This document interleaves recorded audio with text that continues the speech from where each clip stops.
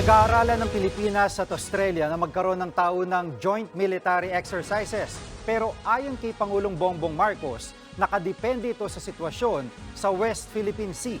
Nasa frontline ng balitang yan si Maricel Halili. We are conducting these exercises so that Kay Pangulong Bongbong Marcos mismo nang galing. Dapat magsagawa ng mas marami pang joint military exercises ang Pilipinas kasama ang mga kaalyadong bansa. Kasunod ito ng panibagong panghaharas ng China sa mga barko ng Pilipinas sa resupply mission sa Ayungin Shoal nito lang Martes. Bago umuwi mula sa Melbourne, Australia kagabi, sinabi ng Pangulo na malaki ang benepisyong makukuha rito ng Pilipinas. And when I say work together, it is not only for defense and security, it is also for disaster preparedness, disaster assistance that they might bring.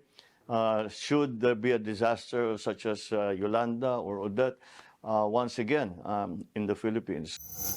Kaya naman pinag-aaralan na raw ng gobyerno kung dapat na ring simulan ang taunang joint military exercises ng Pilipinas at Australia. Pero aminado ang Pangulo na hindi madali ang paghahanap ng tamang oras para rito. Well, the scheduling of this is really will really depend upon the situation in the West Philippine Sea, whether or not the threat levels and the tension levels are increasing or decreasing, and as to having yearly exercises, well, that's probably something that we can discuss.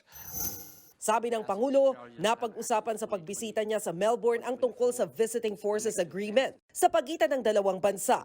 Bukod sa Amerika, tanging sa Australia lang merong VFA ang Pilipinas. Wala naman daw kailangang himayin sa nasabing kasunduan. Patuloy lang ang ating agreement sa kanila at patuloy lang ang ating usapan at siguro pagka may nangyari o may kailangang palitan, saka natin babaguhin.